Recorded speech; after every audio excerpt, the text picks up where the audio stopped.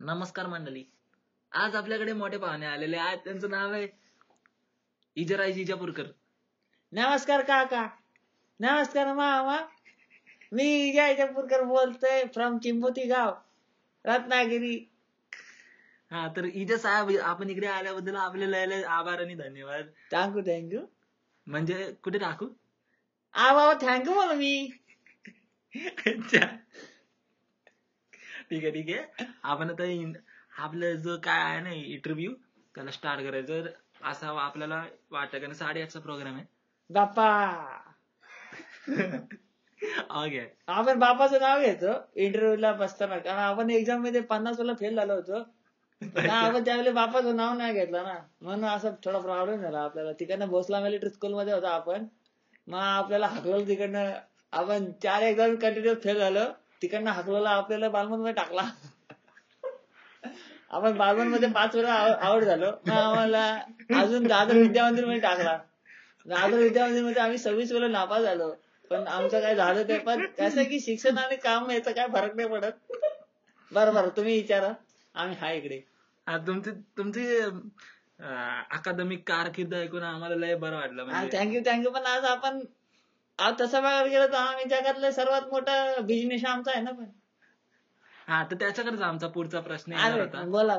की तुमचा बिझनेस एवढा मोठा झालेला आहे आणि तुमच्याशी एवढे दुश्मन पण झाले असतील. म्हणजे कोणतरी सांगत आहेत की काय. आता कसं आपलं चांगलं होतं, लोक बघत नाही ना. हा, तेच तर म्हणतो ना. म्हणजे लोक काही येड्यावानी असतात. लोकवानी एकदम चुती असतात. काय करणार. तर मी काय म्हणतो की तुमचे दुश्मन सर्वात लय टाईट दुश्मन आहे कोणाची? आपलं आहे म्हणजे एक बेटर म्हणतात त्याला, तो हाय एक. आणि एक गुड्डू म्हणतात त्याला आहे. गुड्डू म्हणजे डुक्कू का? अरे हा तो असतो. तुम्ही कसं माहिती? आता माहिती आहे, तोंडावरच करतो. अरे आहे तर काय डुक्कर मेलं. पण तो स्वाईन फ्लू मध्ये गेला नाही का? काय करणार, त्याच्या कामांमुळे स्वाईन फ्लू आला ना. अच्छा. आम्ही आमचा एक दोस्त आहे घामारेज नावाचा, आपण त्याला वापरला पण काय उपयोग नाही झाला त्याचा. घामारेज मेला, पण तो डुक्कू काय मेला नाही हो. अरे वा, म्हणजे डुक्कू लय पॉवरफुल दिसत. लय पॉवरफुल. म्हणजे पण ते घामारेजचा मग काय उपयोग नाही. काय नाही, आम्ही हाकलो ना त्याला. आमच्या कंपनीने काढून टाकलं त्याला. अच्छा. बरा असो. आता तुमचं आम्ही खूप ऐकलं की तुम्ही गावामध्ये असताना लय क्रिकेट वगैरे खेळायचा. अरे लय क्रिकेट खेळायचं आम्ही. इंटरनेटवर पण खेळायचो. म्हणजे आमच्या गावात इंटरनेट नव्हता. पण कसं आहे, आम्ही मग 5 मैल आम्ही पैदल जायचो. आणि मग तिकडे एक इंटरनेटचा बूथ होता, तिथे जायचो. आणि आपण तिथे पोरी बालींची लय चॅटिंग विटिंग करायचो. म्हणजे आमची कशी ऑनलाईन बॅटिंग असायची ना, तिथे आम्हाला चिलिंबी भेटली. मग चिलिंबी आणि आमचं मला भ्याड जमला. आणि पण चिलिंबी तुमच्या कुत्र्याची बायको ना. आपण कसं काय माहितीये का, चिलिंबी करण्याचं आम्ही हे लावला. आम्ही ऍक्च्युली आमच्या चिंबोतीने आमचं सेटिंग केलं पहिल्यांदी. चिंबोतीने चिलिंबीला पाठवला आणि चिलिंबीने मग आमच्या बाकूला ताईला पाठवला. असं आहे ना. पण तुम्ही पण तुमची बायको असतं तरी तुम्ही त्याला ताई का म्हणता? कसं आहे म्हणजे अख्ख्या आमच्या म्हणतात ना की भाई पूर्ण जगात बाकूला ताई म्हणजे तिला एक मोठा रिस्पेक्ट आहे. आणि कसं आहे की बाकुला ताईला जो रिस्पेक्ट आहे ना, तो आमच्या घरात पण आहे. त्यामुळे मग आम्हाला पण बाकुला ताईच म्हणावं लागतं तिला. म्हणजे किती काय असलं ना तरी आम्ही काही म्हणजे आहोज करतो तिला पण. असं आहे. असं त्यांना नमस्कार सांगा आमचा. हा नक्की. म्हणजे आम्ही सगळ्या म्हणजे ऍक्च्युली कसं आहे की 33 कोटी देव पण तिला नमस्कार करतात. असं आहे ते. म्हणजे एवढं मोठी हस्ती आहे ती आमची बाकुला ताई. म्हणजे अरे वा लय मोठी हस्ती पण ती. आणि इतकी सुंदर हस्ती ती विचारायला नको ना मग. अरे वा, तुमच्यात लय मस्ती काय? आम्ही लय मस्त हत्ती आम्ही. म्हणजे इतकी मस्ती की बाई काय बोलूच नका. आम्ही नुसतं दलन आणि पाठरे आमचे 2 खूप चांगले मित्र आहेत. जगन्नाथ पाठरे आणि जगन्नाथ दलवी. मोठी माणसं ती. ते काय करतात आता बाय द वे? ऍक्च्युली ते आता आहेत काय ते तुमचा अमेरिका का काय म्हणतात ना, तिकडे ते म्हणजे अंकल श्याम का कोण शुम का आहे ना, तो तिथे आहेत. ते त्याच्या गावात आहेत ते आता. असो. आणि पुढचा आमचा प्रश्न आहे की तुम्हाला आता क्रिकेट मध्ये लय इंटरेस्ट होता. लय इंटरेस्ट आहे आपल्याला. तुम्ही एकदम असं ऐकलंय की तुम्ही थर्डमॅनला जाऊन विकेट किपिंग केली एकदम. हा म्हणजे आम्ही कसं की आम्ही बाउंड्रीच्या बाहेरनं बॉल टाकायचा, तो डायरेक्ट स्टंप गुल करायचा. असं होतं. म्हणजे आम्हाला ऍक्च्युली पब्लिक मध्ये 12वा प्लेअर होता आपण. पण आम्ही पाणी द्यायच्या बदली आम्ही बॉल फेकून मारायचो पब्लिकला. असं असं म्हणजे एवढं मोठं आमचं हे होतं. पण तरी पण पब्लिक तुमच्यावर प्रेम करायची. आणि म्हणजे काय तर काय मोठे माणूस म्हणल्यानंतर प्रेम करतातच ना लोक. नाही करावं म्हणलं तर काय लोक शेण घालतील तोंडात त्यांच्या.